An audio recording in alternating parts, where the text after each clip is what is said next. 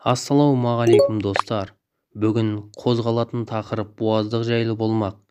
Себебі әр шаруа келесі жылғы малының төлдеу барысында, яғни экономикалық жағдайын жақсартып алады. Яғни малына мал қосылады.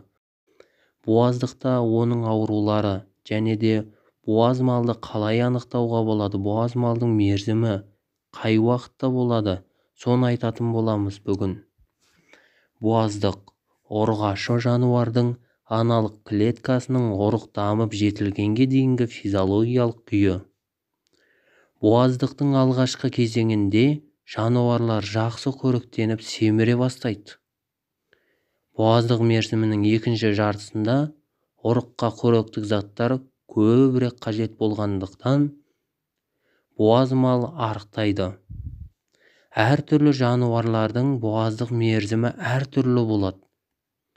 Мысалы, сиырда 285 күн, жылқыда 340 күн, қой мен ешкіде 150 күн, түйеде 365 күн, есектерде 380 күн, шошқада 114 күн, қоянда 30 күн, ал иттерде 62 күн.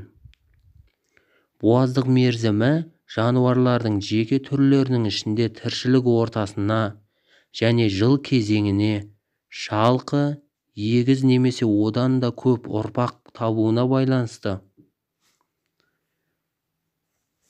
Буаз малға ерекше күтім қажет. Буаздық кезінде мал ауруына іш тастау, ісіп кебу, ерте төлдеу, жатыр жарығы, жатырдың бұрылуы не түйілуі жатады достар. Іш тастаудың 3 түрі бар. Індеттік іш тастау сарыптан, бактериялық және паразиттік аурулардан,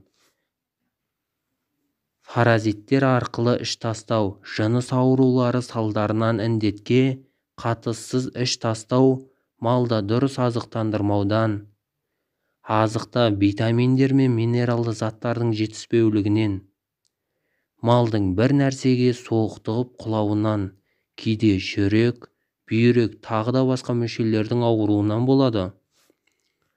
Іш тастау қаупі білінген малды бірден бөліп, оның тұрған қорасын зарарсыздандыру жүргізіледі. Төсеніші ауыстырылады. Буаз малдың ісіп кебуінің, малдың қан айналымының бұзылуынан, жүрек пен бүйрек ауруларынан, малды өріске шығармаудан болады. Ісігі асқанғанда зәр айдайтын, іш жүргізетін және жүрек қызметін күшейтетін дәрілер берген дұрыс. Ерте төлдеу малға сапасыз азық, суық су бергеннен немесе оқыс қимыл жасаудан, жатыр сызатынан, іш жүргізетін дәрілер мен басқа да зиянды заттарды бергеннен болады.